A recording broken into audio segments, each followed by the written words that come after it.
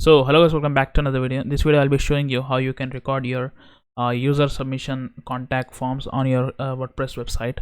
So this is pretty easy. All you need to do is install a simple plugin called Ninja Forms, and you can record user submissions on your website. So let me show you how you can do that.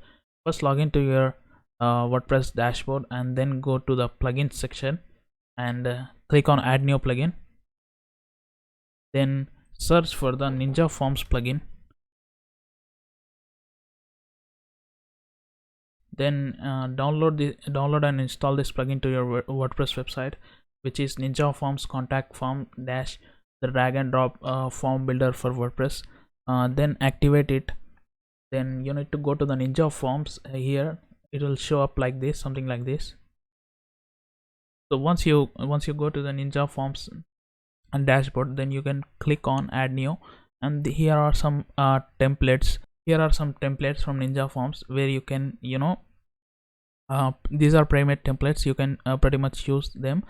If you want some custom text, you can do that by clicking on the blank form, or else just use your a pre-made templates from here.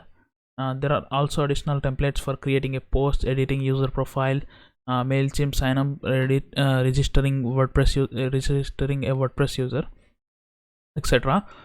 For the sake of this tutorial, I'll be just using the contact us option for this. Then it will import a contact form. So this looks like a pretty normal contact form. So what you need to do is, if you want to add, first I'll explain the input sections. Here we can see the input sections, and we can either delete these, or we can either duplicate these, and we can also do some settings like edit. Then we can change the name in label. Let's say I want a first name, so I'll just give it a first name, and I'll also select if this is a required field, then just put it on, turn it on, then click done. As you can see, this displays first name. Then I'll just clone it.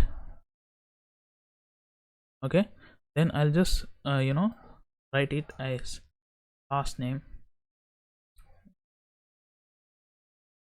Then we can also do display properties like this, the default placeholder such as last name.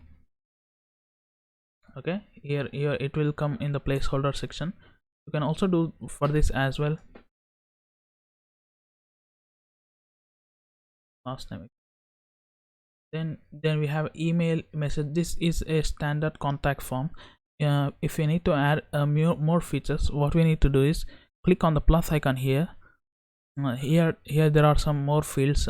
We can actually select which field we need.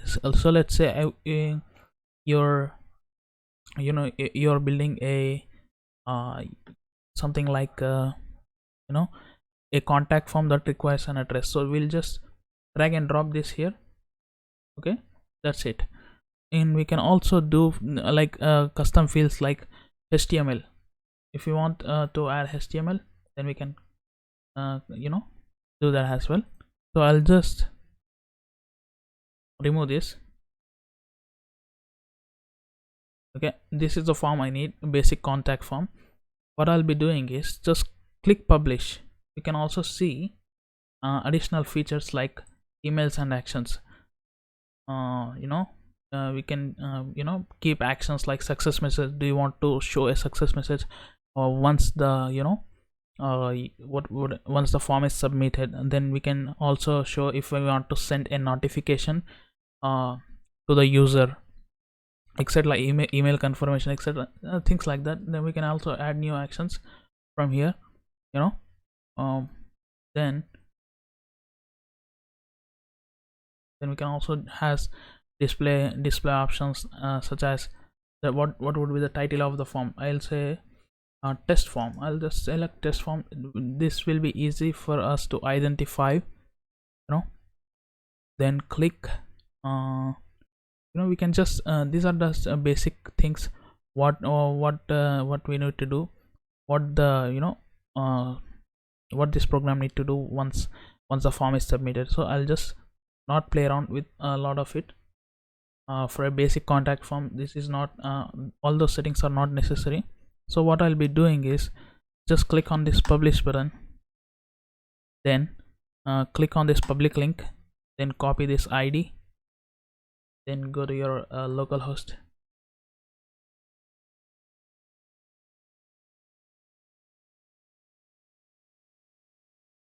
then go to a page. Let's say okay, I created this test page. Okay, so I'll create one more test page. Let's say for YouTube submission. So here I'll be adding this shortcode that I've copied from here, and then we can do some basic settings like permalink and etc. But I'll just put it like this because I do not want to stretch all and do all those settings and stuff. Then click publish. Then once this is published, we'll view the page. Then we'll put all these details like say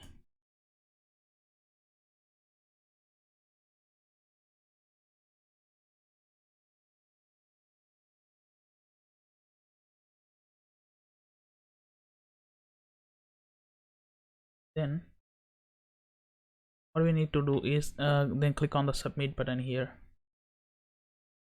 Click on the submit button here. Once the button is the submit button is clicked, we get this confirmation page like form submitted successfully. The confirmation email was sent to techbaba@example.com as well. So then we need to go once the user submits all this information, then we need to go to our dashboard, then go to Ninja Forms, then click on submission, then select the form from here. Then this is the form we created, ID 5. Then you can see here's all the submissions we got. So this is the submission we did a while ago. We can also filter out those submissions using in this calendar here. This calendar, if you want to select, let's say 1 to 15, we can do that as well. Filter those specific from specific dates. Then we can also do from you get the point, right? Then we can also download this all these submissions in a CSV file. Sorry. Okay, we can also download these submissions. Then we can also export this. This is where you can all find all that information of your user submissions and etc. So this was a tutorial on how to capture user information without using a plugin and things like that. Yeah, that's it. If you have any doubts, feel free to ask me.